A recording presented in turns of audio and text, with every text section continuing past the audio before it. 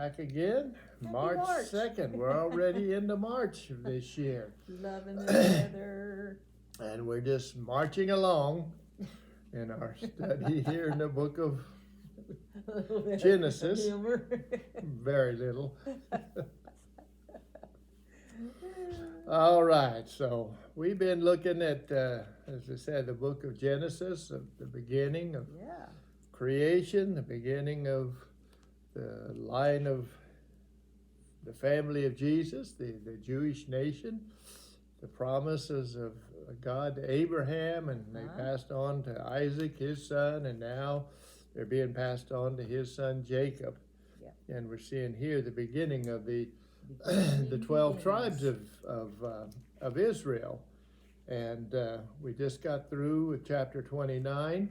We saw where just as Jacob had deceived his brother and stole his blessing, although in actuality that was God's will when they were born. He told God spoke to Rebecca, his mother, that the older was going to serve the younger, and sometimes things don't work the way we want them to, but God eventually works it all out the way it's supposed to be.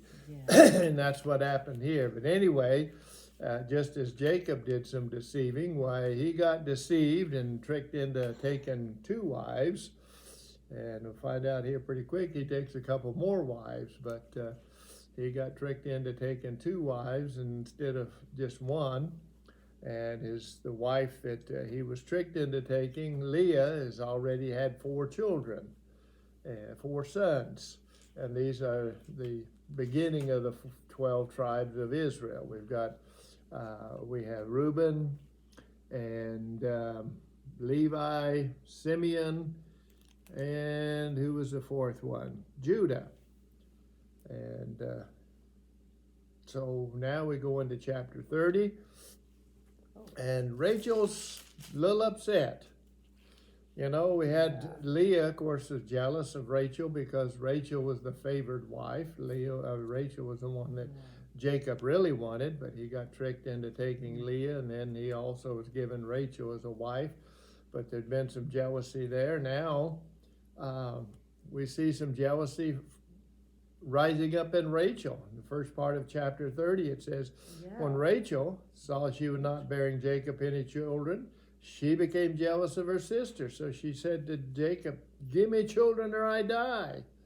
That's drastic. That's pretty drastic, but in those days, that was important to women. Yeah, You know, we don't see that so much nowadays, although to some women that's very important, especially women that have fertility problems. It can be a very discouraging and very depressing thing. But even more so back in these days, because in those days, that was, I hate to say it, but that was kind of what was expected of a wife. Yeah. You know, wives didn't go outside the house and work. I mean, they did in the sense of domestic things, but they didn't have outside jobs. Their job was to have children. They weren't secretaries. No, they weren't secretaries. They didn't have great careers as CEOs and so forth. They were to have children, They were destined and to not have children was to be really a bit of a disgrace. And Rachel's very upset. Of course, she's jealous of Leah, but she's also very upset because she can't have children. And as we just read, she told Jacob, give me children or I die. Yeah. And Jacob, of course, he got angry with her and said, am I in God's place?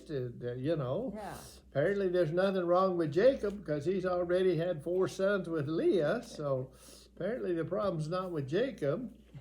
But anyway, she says, well, look, here's my servant, my maid, Bilhah. Go and sleep with her and have children through her so that they'll be like my children.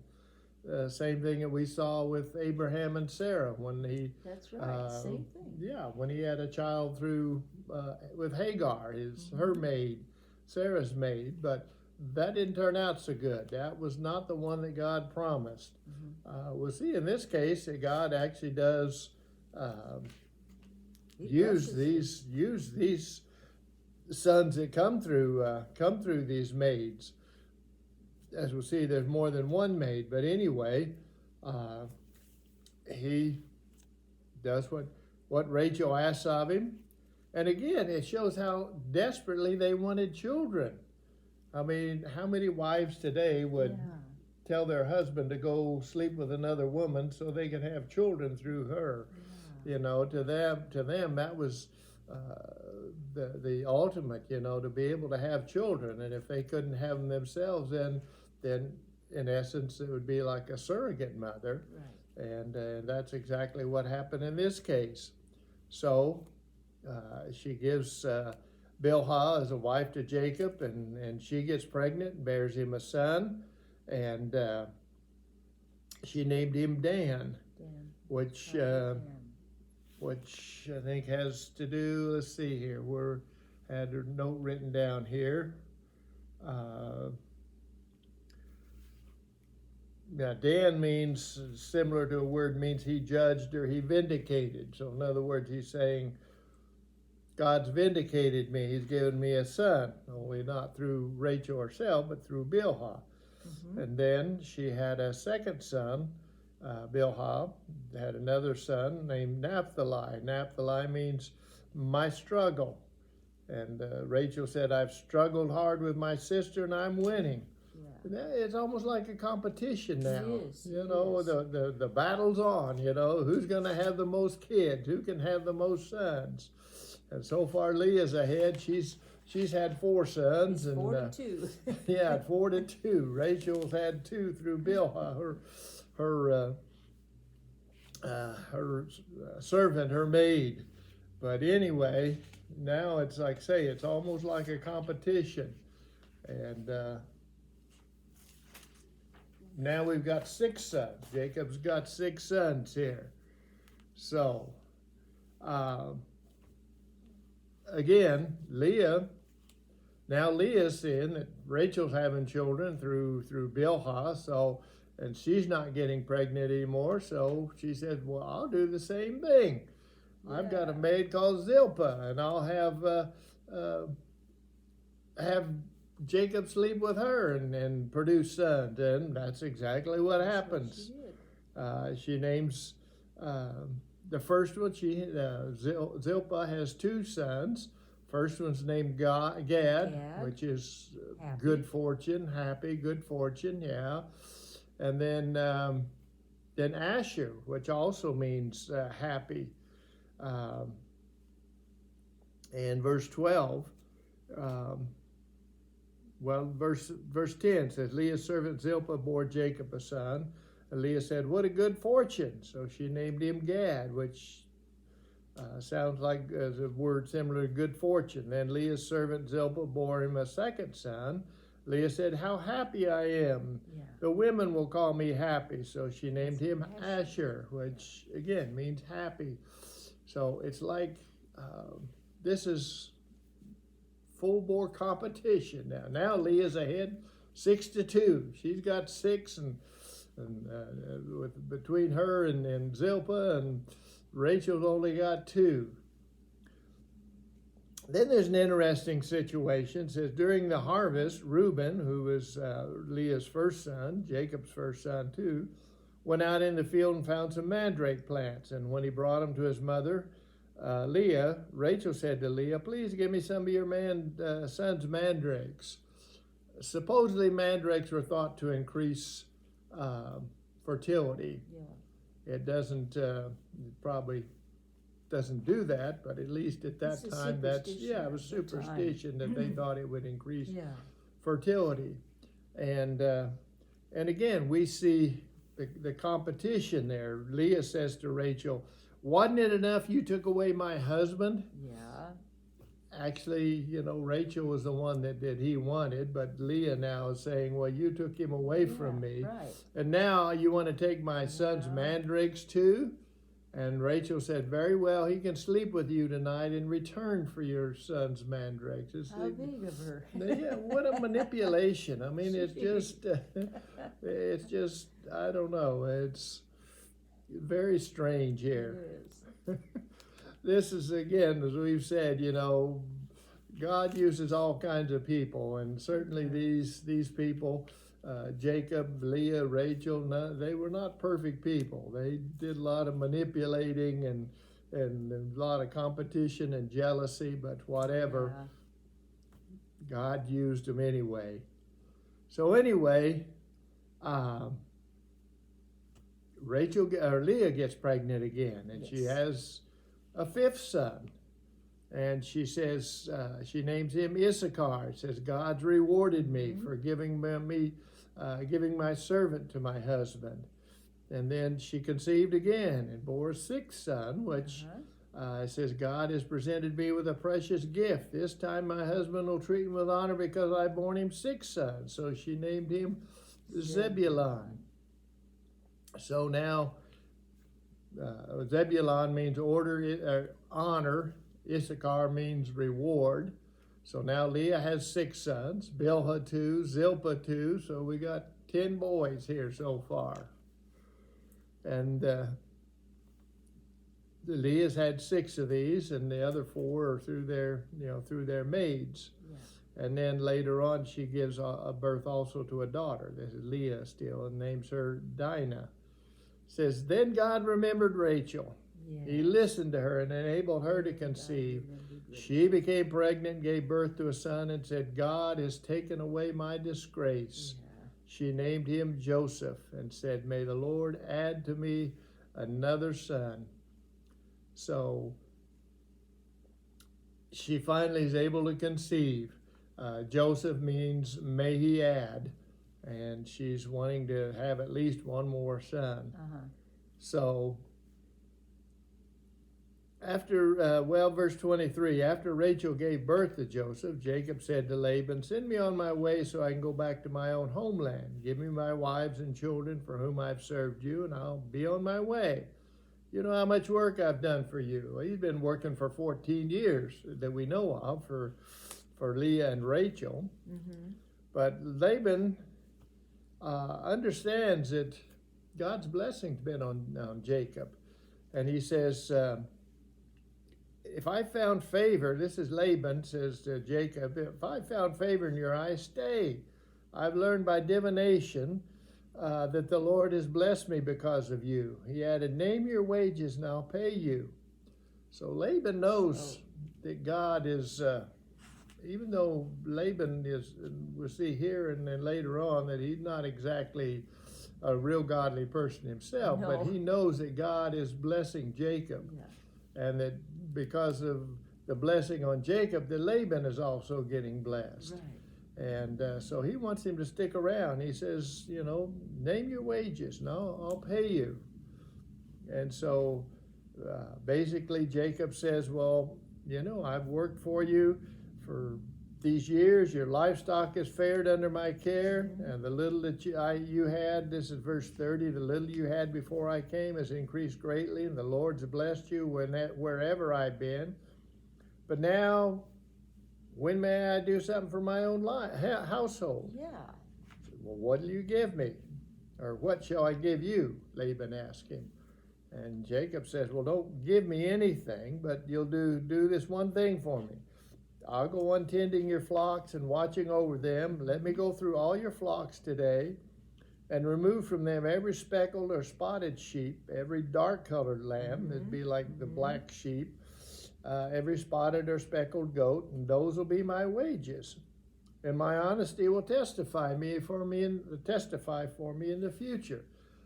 So in other words, he says, I'll take this one particular color, the speckled ones or the dark ones, which generally those are the least, the least in amount. Yeah. And so he's not taking the ones that would generally be the most, but he's taking those that would be the least. And it says, and that way you can tell if I'm being honest. If you go out there and find some solid white goats or sheep in my in my herd, then you find out that, or then you'll know that I've been stealing from you. But it says, well, he goes on, says, any goat in my possession that's not speckled or spotted, any lamb that's not dark colored will be considered stolen. Laban says, agreed. Let it be as you say. So they agree upon it. And at this time anyway, Laban is agreeable with it. We find out later on when God continues to bless Jacob and all the lambs and goats start turning out to be speckled or streaked or dark colored. Why, Laban's not so sure that he likes this situation. But anyway, there's again, Jacob tries to use some a little bit of trickery, yeah. Although again, this is based upon a superstition. He takes a branch that he strips the bark off part of the way, so it looks speckled or streaked, and holds it in front of the rams and the male goats when they're mating with the females, but it's not this that changes it. It's God that's doing it. It's God that's blessing them, because again, this is just a superstition. But God's chosen to bless him. And so anyway, in the very last verse of chapter 30, it says, in this way the man, Jacob, grew exceedingly prosperous and came to his own large flocks and females and male servants and camels and donkeys. Of course, camels and donkeys were not part of his agreement with Laban, so apparently he's purchased those from the sale of his animals. Either sell the animals themselves or from the wool that they produce. Anyway, from the increase of the flocks, he's able to hire servants, and he's able to buy donkeys and camels, and so he's getting to be quite wealthy. But again, we see some disgruntlement there. We go into chapter 31. Jacob heard that Laban's sons were saying, Jacob has taken everything our father owned and has gained all this wealth from what belonged to our father. And Jacob noticed that Laban's attitude toward him was not what it had been. So we see more jealousy here. Laban's sons are getting jealous because Jacob's being blessed, even though it's God's blessing. And even though Laban's the one that agreed to this, he said, sure, that's fine. In fact, he probably thought, oh, I'm getting a better deal here because, the streaked and spotted ones, the dark colored lambs, those are, not very common. Those are the exception. They're the exception till God gets into the mix, and then they become the normal, apparently. But his sons are getting upset, Laban's sons, and saying, well, he's just robbing us. All these animals really ought to belong to us. And he's noticed the same thing with Laban, that his attitude has kind of changed. And that he's not as favorable toward him as he had been. Before, like say, when he was getting a lot of hard labor out of him and his flocks and herds were increasing, why, he was all for Jacob sticking around. But now there seemed like all the biggest herd increase is going to Jacob. Why, he's not so friendly with him anymore. Anyway, the Lord speaks to Jacob and says, I want you to go back to the land of your fathers, to your relatives, and I'll be with you. So Jacob sends word to Rachel and Leah, to his wives, and to come out to the fields where his flocks were, and he tells them, that he's thinking about leaving, and they're all in agreement with it. He said, they both say, well, there's nothing left for us in our father's house anymore. The money that you gave for us, which it didn't mention anything about money, just 7 years of labor, but maybe they're talking about all that labor that he put in and the increases in the herds, but says the money that he had given for them has already been spent, so there's nothing for them in their father's house. So they're perfectly willing to leave. Jacob, again, probably thinking that Laban's going to try and stop him, because when he talked before about leaving, why Laban said, "Oh no, don't go, stay," and so he's probably fearful that Laban's going to try and stop him again. Yeah. So he leaves when Laban's gone, when Laban's away, several days away shearing sheep. So he rounds up all his family, which now has grown quite a bit. He's got 11 sons. And, yeah, it's a big family. And he's got male and female servants. And so he rounds up that, and of course all of his flocks, which is grown to be quite a bit. And he takes off. However, when they leave, Rachel steals her father's household gods. Now again, why have they got idols? Why does Laban have idols if he's a godly man? And why would Rachel want those? It's maybe that's what the term godly in those days meant. Well, you just served a lot of gods. I think there was still a lot of idol worship, even apparently in these days, because they still had household gods. This is idolatry. Yeah. And I'm just thinking, who wants a God that can be stolen? I mean, yeah. What good is a God that can be stolen? If your God is some little stone thing or wooden thing that sits in your house that somebody can steal or can get burned if the house burns down, that's not much of a God. Our God can't be stolen from us. No. He's there always, and he can't be destroyed. But anyway, Rachel, for whatever reason, she steals her father's household gods. Few days after Jacob's taken off, about 3 days after he's left, Laban hears about it, and he takes off after him. And of course, Jacob now has got all these livestock. He's got small children. He's got a big menagerie that he's traveling with, and I'm sure Laban is just going with him, just him and a bunch of his men take off. And so they catch up with him after about a week. Laban catches up with Joseph. Now, we don't know what Laban's original intent was in going after Joseph, whether he intended him harm and was going to try and take back everything or what, but he's warned by God in a dream to leave Jacob alone, to not mess with Jacob. In fact, the wording was, let me find it here.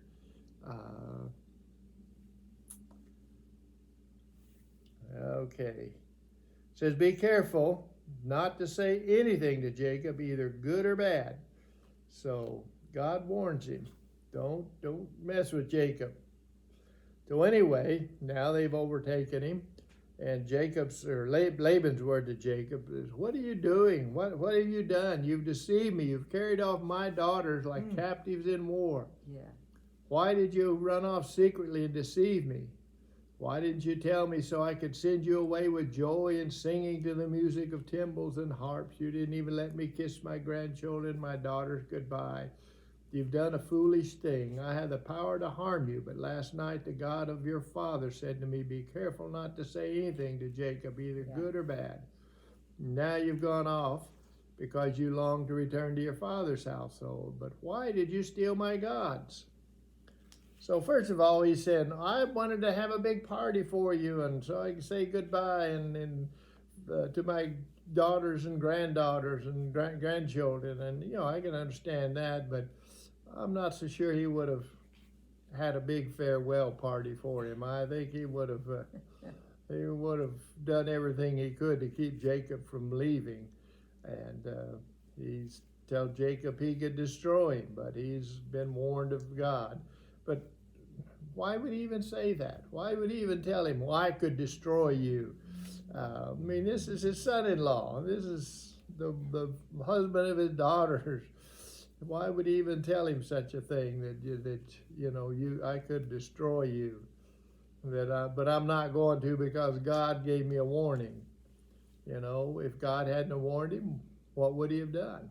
Would he have killed Jacob and taken back everything? I don't know. Kind of gives the impression that maybe he might. So anyway, and then he accuses him of taking his household gods. Yeah. Well, of course, Jacob doesn't know anything about this.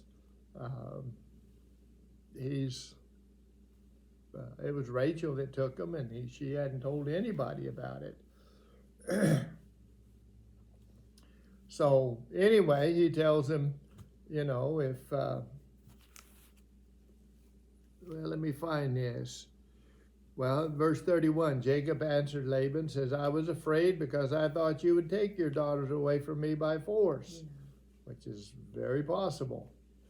But if you find anyone who has your gods, that person shall not live in the presence of our relatives. See for yourself whether there's anything of yours here with me, and if so, take it. Now Jacob did not know that Rachel had stolen the gods. Mm-hmm. I often wonder if these words that he said, if you find anyone who has your gods, that person shall not live. And of course, we know that Rachel, we'll find out pretty quick that Rachel died pretty soon after this in childbirth. Yeah. Was it because of Jacob's pledge? I don't know. It's just an interesting thought. That's a thought. Yeah. Power But anyway, words. yeah. Anyway, Laban does a search, searches through all the tents, finally comes to Rachel's tent, searches, and she's hidden them underneath a camel saddle, and she's sitting on the saddle, and she tells him that it's her time of month, so she can't get up, and please excuse her. So Laban doesn't find them, and then they kind of start throwing accusations back and forth. Jacob was angry, verse 36, and took Laban to task. What's my crime? He asked Laban. How have I wronged you in that you hunt me down? Now that you've searched through all my goods, what have you found that belongs to your household? Put it out here in front of your relatives and mine, and let them judge between the two of us. Yeah, show us what we stole here. Put it out here. Of course, he knew he didn't find anything. But then Laban, he goes on. Let me finish what Jacob says. I've been with you for 20 years now. So apparently he was there another 6 years after those 14 years for working for Leah and Rachel. Your sheep and your goats have not miscarried. I haven't eaten rams from your flocks. I didn't bring you animals torn by wild beasts. I bore the loss myself. And you demanded payment for me from whatever was stolen by day or night. So in other words, when Jacob was watching Laban's flocks, if anything was killed or destroyed, why, Jacob had to pay for it. He said, this was my situation. The heat consumed me in the daytime and the cold at night, and sleep fled from my eyes.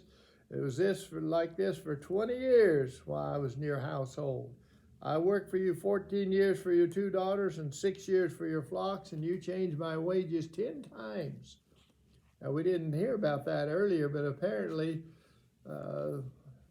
as Laban saw Jacob's flocks prospering and growing, why, he started changing his wages, changing which animals he got. And he says, it's 10 times that you've done this, and yet God continued to prosper him. It says, if the God of my father, the God of Abraham and the fear of Isaac had not been with you, or with me, you would surely have sent me away empty-handed. But God has seen my hardship and the toil of my hands, and last night he rebuked you.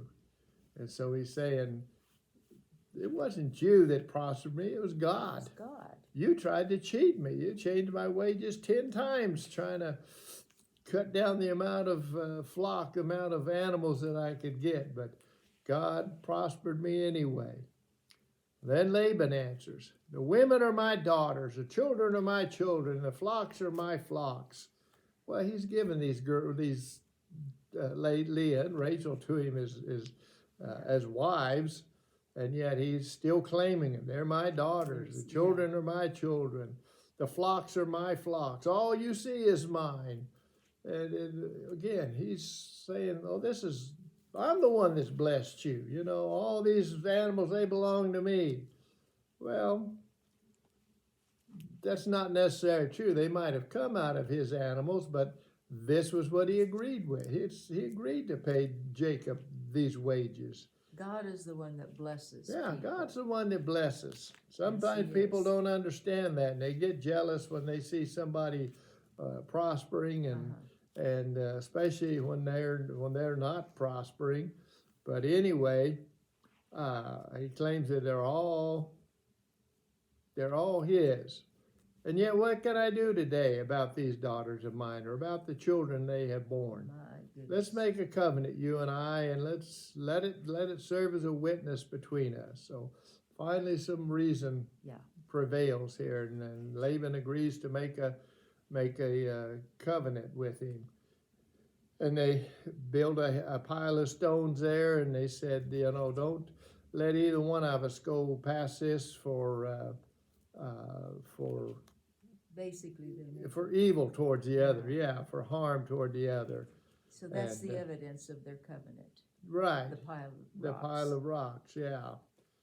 And he says, this heap is a witness, this pillar is a witness, that I'll not go past this heap to your side to harm you, and you'll not go past this heap and pillar to my side to harm me. May the God of Abraham, the God of Nahor, the God of their father, judge between us. Yeah. So they agree to,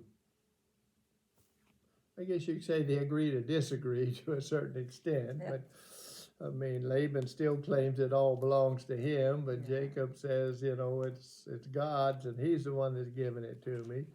And anyway, they part and go on their ways. So he's dealt with Laban. Now he's got one more person to face, and that's his brother Esau. Esau. You know, Esau, who's said he's going to kill him, Yep. and he left to avoid being killed by Esau. And so he starts out again, and the first verse of chapter 32 said, Jacob also went on his way, and the angels of God met him. When Jacob saw them, he said, this is a camp of God. So he named that place Mahanaim. What a way to start your travel, to have a bunch of angels come down and talk to you. You know, a bunch of angels come out and meet. But I guess he needed that assurance. But even with that, he's still, he's not real sure that about what's going to happen when he meets Esau. He's still kind of fearful because he's...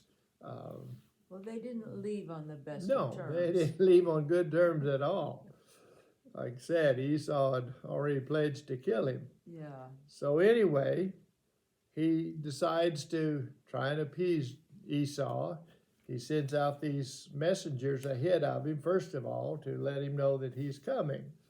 Well, these messengers come back and say, Esau's on his way with an army of 400 people. Well, that doesn't calm him down any. That makes him more nervous.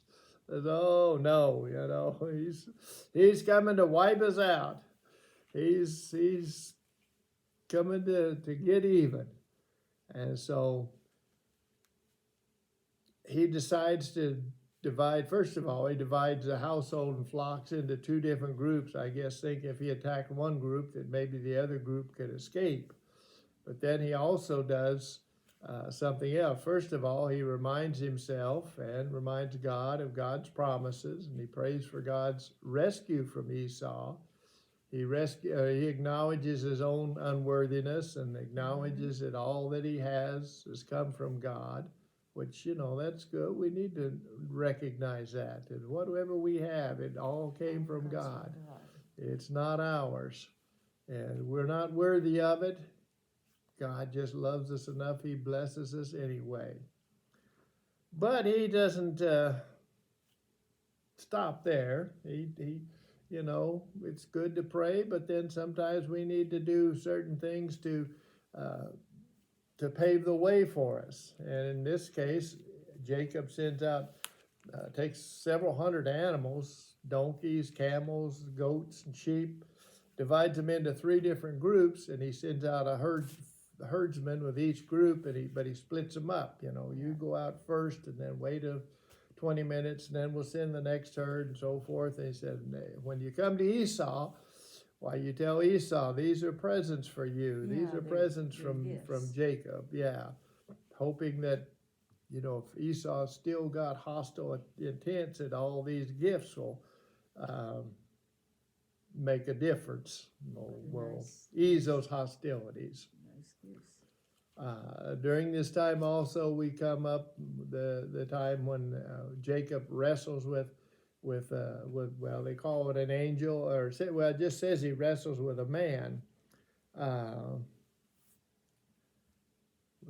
me find this here. And some think that it was God that he wrestled with. Yeah, most people think it was actually Jesus that he wrestled with. Or Jesus, a pre-incarnate appearance of Jesus. Yeah. Yeah, it says, Jacob was left alone. This is verse 24 of chapter 32. Jacob was left alone, and a man wrestled with him until daybreak. When the man saw that he could not overpower him, he touched the socket of Jacob's hip, so this hip was wrenched. So as he wrestled with the man, and the man said, "Let me go, for it's daybreak." But Jacob replied, "I'll not let you go unless you bless me." So Jacob's not going to let go, and sometimes we have to be that tenacious with God. We don't want to we can't let go when we're really in need of something. That shows his desperation. Yeah, it's desperation, and when we get desperate, we need to be that determined, you know, to hang on to God. Now I know this, you know, the man says, "Let me go." He could have very easily, I mean, he just reaches out and touches Jacob's hip, and his hip pops out of place. So he could have easily defeated him at any time, I'm sure. But he's just going to see how determined Jacob is. And Jacob turns out to be quite determined.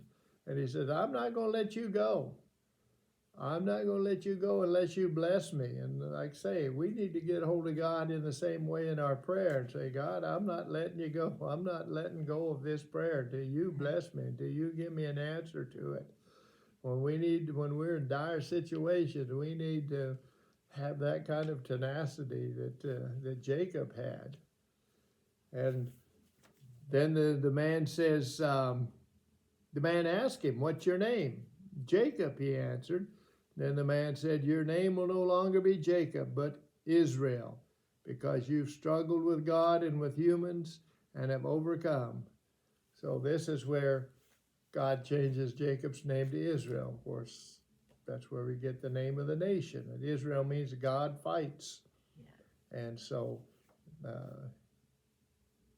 this is, you might say, the birth of the Israel nation. And of course, we've got 11 so far of the 12 tribes. The 12th one is still in Rachel's womb yet, hasn't made its appearance or his appearance yet. But this is where we get Israel and the 12 tribes of Israel. And so again, this is part of Genesis, the beginning of the nation Israel. Starts out as a man, but turns out to be a nation. And so fulfilling the promise of God. That's right, what God promised way back to Abraham. Jacob says, "Please tell me your name." But he replied, "Why do you ask my name?" And then he blessed him there. So he didn't tell him his name. He didn't give him his name yet. But I got a pretty good feeling that this was Jesus that he was wrestling with, the second person of the Godhead. And Jacob called the place Peniel, saying, "It's because I saw God face to face, and yet my life was spared." Yeah. And it says this: the sun rose above him as he passed Peniel, and he was limping because of his hip, and therefore to this day the Israelites do not eat the tendon attached to the socket of the hip because the socket of Jacob's hip was touched near the tendon. But anyway, we see It's like a visual aid for Israel, and a visual aid for fathers to tell their sons why, when they ask, why we don't eat this part of the animal. because that was where God touched Jacob, Uh-huh. and that's just our tradition.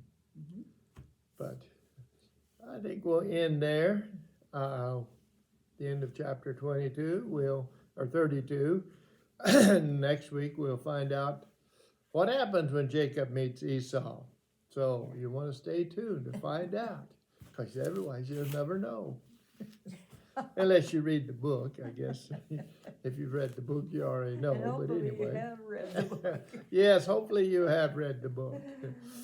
But anyway, we see so many lessons here. We're seeing, like I said, the start of the nation of Israel, It's a great story. and as we've mentioned many times, you know, we see these people are not perfect. They have their faults. They have their weaknesses, and they go through their difficulties. They go through their fears and their doubts. Yeah. And their yet family God uses them. problems. Yes, they have family problems. Yeah, just like we do. And so if you're going through things, if you've had weaknesses, if you've had doubts, if you've failed God at times, Yes. that doesn't mean it's all over. No. It just means you got another chance to get up and keep right on going. And God did some wondrous things with people that did some pretty, well, stupid things, some pretty ungodly things even. Yeah. And yet God still uses them. When God makes a promise, He keeps that promise. Even if the people that He makes a promise about are not always faithful, God still keeps His promise. Yeah. And so that's something we need to remember. Well, let's close in prayer, and then we'll see you again next week as we go on this study. Father, we thank you that you are the God of Abraham, the God of Isaac, the God of Jacob, the God of our forefathers. You're the God that never changes, Lord. And when you make a promise, you always keep it. You never fail to keep your promises. And so right now, Lord, I thank you that you promised, Lord, that you would never leave us or abandon us. And we can say with confidence that the Lord is my helper. You promised, Lord, that you would never stop loving us, that absolutely nothing can separate us from your love. You have promised us that there is no condemnation for those that are in Christ Jesus, Lord. So many promises that you've given us. And despite our weaknesses, despite our faults, despite even our failures and our sins sometimes, Lord, you're still faithful to keep those promises, Father. So just help us, Lord, to reach out to try and be as faithful, Lord, to be faithful as you're faithful, Lord. Help us to increase in our faithfulness, Lord. Help us to just walk in the ways, Lord, that you've ordained for us, Father, that we might have your peace all through our days, Father. And I thank you, Lord, for your word that teaches us, Lord, teaches us how to walk according to your ways, Father. And just pray a blessing on those that are watching, Father, Lord, that their days, their weeks would be blessed, Father. And we give you praise and thanks in Jesus' name. Amen. All right. Well, thank you for watching, and we'll get right back into it next week. You have a good week. Enjoy. If I can get it shut off now.